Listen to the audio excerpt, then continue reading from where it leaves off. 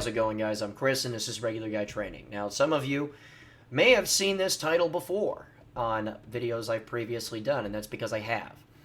The reason why you're seeing this again is fairly simple, in all honesty. I wasn't too terribly happy with the previous video quality of the initial review that I did of this product, and our production quality has gone up significantly.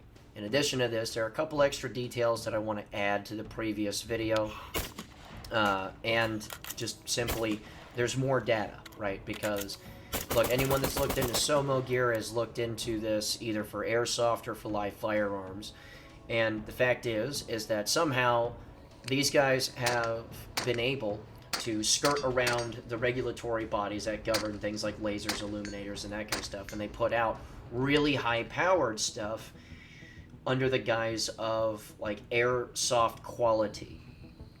So that's worthy for lots of guys to take a look at, and it was enough for me to take a look at because they're real cheap, and under certain circumstances it seems mostly luck than anything else. Some guys have units that'll actually hold 0 on their rifles. So understanding that, I decided I was going to pick up a unit and also pay attention to other students that come through that have more or less bought these out of curiosity to see if whether or not they can hold up. Because again, there were certain cases of an unnaturally well put together laser, for instance, that would hold 0. It doesn't really matter too terribly much if your illuminator is off or loses its center point to the laser, as long as the laser is zeroed and stays zeroed. This is the theory anyway. So fact is after I posted that original video, obviously there's a lot of guys that are like, well, how have you seen this product fare as far as number of units that come out, with other guys that are curious as to whether or not it is done well versus your individual experience. Well, first I'm going to talk about that individual experience, and frankly, from start to finish, it was basically negative. So let's talk about the performance of the unit that I picked up. Now, typically speaking, you fly a crimson red flag when you go to pick up a product that requires electronics protection and insulation, and one of the options that you get is to have potting for that individual thing, and this is essentially just kind of glue that holds everything together electronics component wise.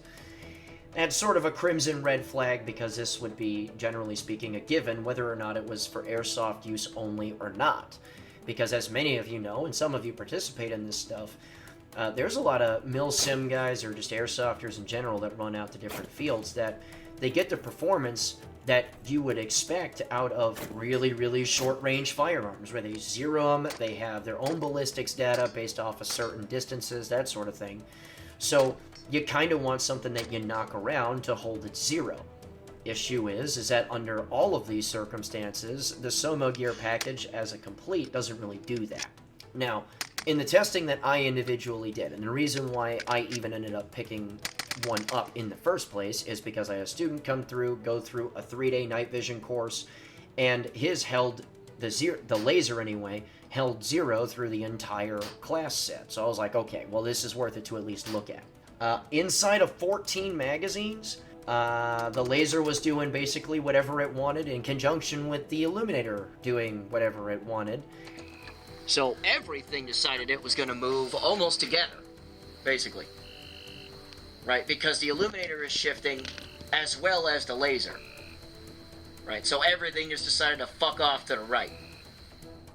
What's worse, in addition to this, is other people are talking about the exact opposite as far as the illuminator being really, really hard to adjust. Same thing with the laser, and that's just not the case with the unit that I got. So at the very least, this is very, very inconsistent as far as production quality is concerned. Now, do I expect all that much from something this cheap? Not necessarily at all, right? It's just for people that are looking to mount things like this to their firearms as a possible really cheap alternative. I can't even really recommend this as far as not just airsoft stuff, but like 22 trainers and things like that too, simply because it seems, at least based off of my observations, that these units are really, really sensitive to any sort of recoil whatsoever, or even if it's something as simple as like a soft tap into other objects, right? Because if firearm recoil can really destroy a Zero, then any other contact with this unit is going to do the same thing.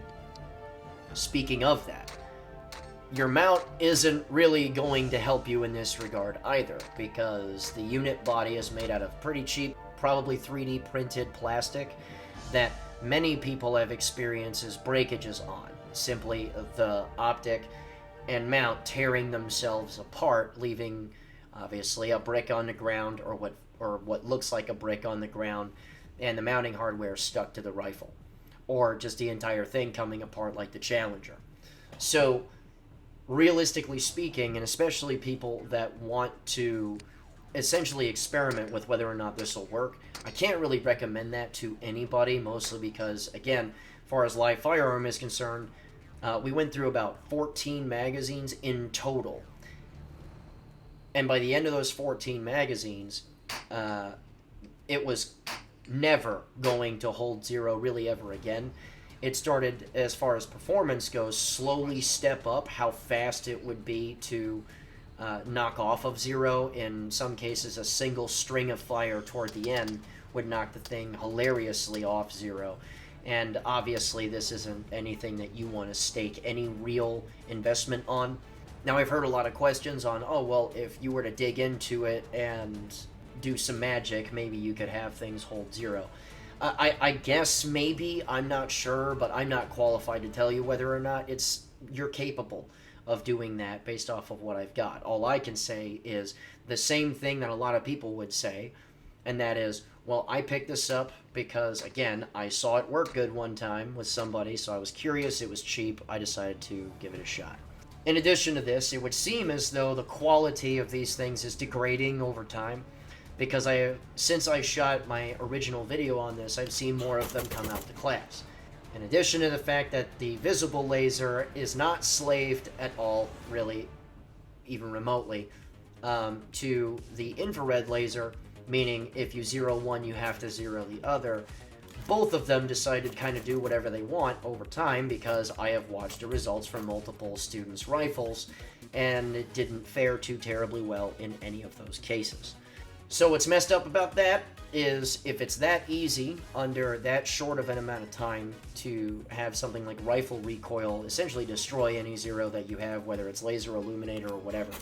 What's even worse than that is, well, if you stick it on any other firearm like a 22 trainer, then sure, I guess it will last a little bit longer, but anything that you mildly sort of kind of abrasively touch that on, it's going to lose that Zero.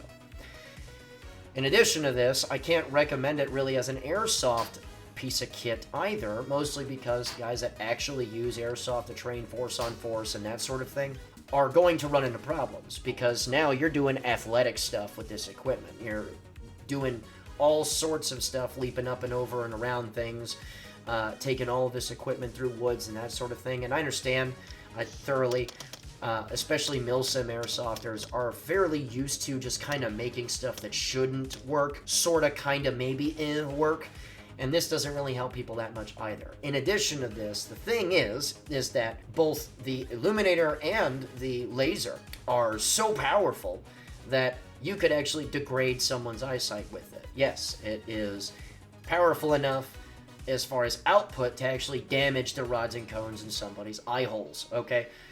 So not only is this thing not going to perform very well, the issue that you run into is, well, while you're doing this force-on-force stuff and actually putting lasers and illuminators on human beings, over time you could actually legitimately hurt somebody with this piece of equipment, and frankly, if you don't care about that, at least to me, it sort of makes you an asshole. So, all across the board, I can't really recommend this thing to anybody. For airsofters, it's expensive and it's going to hurt somebody, and it's still not going to perform well. And for firearms guys, it's absolutely not going to do the job that you want it to do.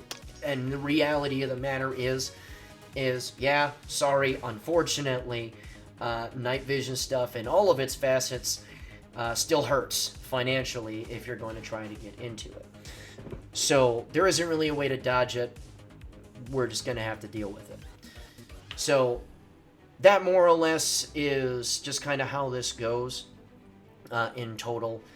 Sorry, I hate to be the bearer of bad news yet again, but as time went on, my valuation on this thing's usefulness actually went down over time. Because since I shot that video, I see no success, like across the board.